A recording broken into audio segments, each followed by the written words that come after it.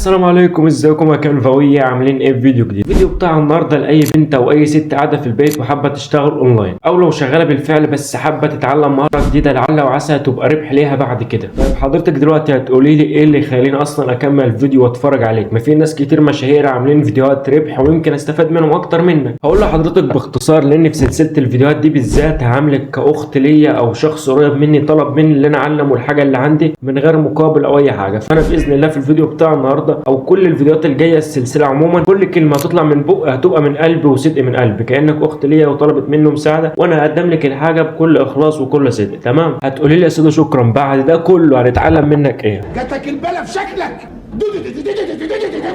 مش تفسر انت بتقول لي ايه؟ اقول لك باختصار، انا جاي اعلمك الجرافيك. اول ما تسمع كلمه جرافيك هتحس الموضوع صعب، هتقول يا ديني جرافيك ايه؟ ما انا اجمد كده ولا مش لا بص، انا سمعت كتير جرافيك. ايه اللي هيوديني للجرافيك او ايه اللي هيخليني اتعلم جرافيك؟ هتحس ان الموضوع كبير عموما، بس عايز اقول لك ان الموضوع مش مجرد حاجه واحده بس، هو في كذا تخصص. تمام؟ في تخصصات سهله تقدر تتعلمها من البيت على التليفون زي ما انا شغال على التليفون دلوقتي الحمد لله، وفي حاجات صعبه لازم يبقى معاكي ادوات كبيره وحاجات كبيره. فباذن الله احنا نشتغل على الحاجات السهله اللي تقدر منها تدخل ربح لنفسك من البيت وتبقى سهله عليك، تقدر تعمل منها تصاميم بفلوس وتقدر تشتغل بيها وتبقى عندك مهاره كويسه ممكن تفتح لك باب رزق بعد كده. وانا جاي في الفيديو بتاع النهارده علشان اعرفك كل التخصصات اللي تقدر تشتغل منها وتبقى سهله عليك، حتى لو كنت ولد صغير او شاب صغير في البيت برضه حابب تشتغل. الكلام ده كله لو انت قاعد في البيت وعايز تشتغل. طبعا احنا عارفين انت دلوقتي عندك كليه او عندك مدرسه وعندك اولاد في البيت، حابه تشتغل حاجه وانت قاعده في البيت وتدخل منها فلوس. تمام؟ بس الموضوع كله عاوز منك صبر، مش لازم من اول يوم او من اول اسبوع تروح مدخل فلوس، لازم تصبر كده وتعمل اللي عليك وزياده. تمام؟ انا في الفيديو بتاع النهارده جاي اشرح لك كل حاجه بالتفصيل وايه الحاجات اللي نقدر نشتغل فيها بعد كده. يلا بينا نبدا الجد.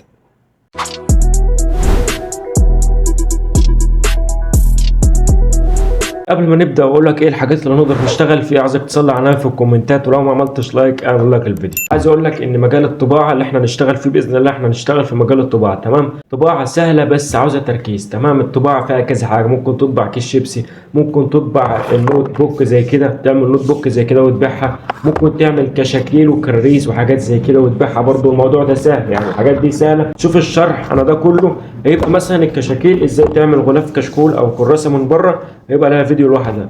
ازاي تعمل كارت اللي هو المراجعه بتاع مستر خالد الصقر الله يرحم الايام بتاعته ايام ثالثه ثانوي. ازاي برضو تقدر تعمل ستيكر زي كده او دعوه زي كده اللي هو الكارت، او ازاي تقدر تعمل العلبه بتاع المنتج، مثلا علبه منتج جبنه، علبه منتج مش عارف ايه.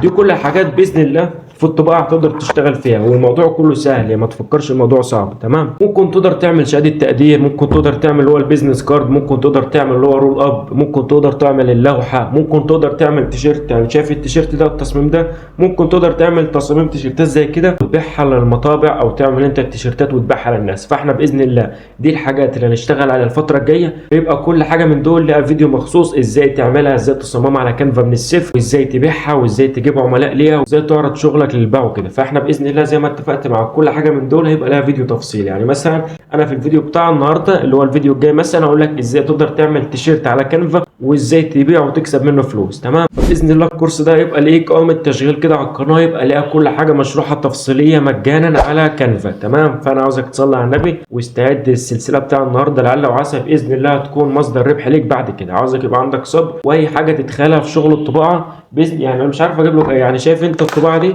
ده كله باذن الله هنتعلم، وانا مش هسيب لك حاجه غير وانت متعلمها. اغلفه كتب هتتعلمها، بيزنس كارد هتتعلمها، فلاير هتتعلم، رول اب هتتعلمه، تصاميم علب منتجات من بره تتعلمها، استيكرات هتتعلمها. كل ده باذن الله اشرحه لك كل حاجه في فيديو واحد. فبس عايزك تصلي على النبي وانتظر الفيديوهات اللي جايه، اشترك في القناه عشان كل فيديو يوصل لك، وعلى قد ما تقدر تشير الفيديو ده شير، ولعل وعسى يبقى مصدر رزق لغيرك وانت اللي هتستفاد ويبقى في ميزان حسناتك. بس اشوف وشكم على خير واستنوا الفيديوهات الجايه. سلام.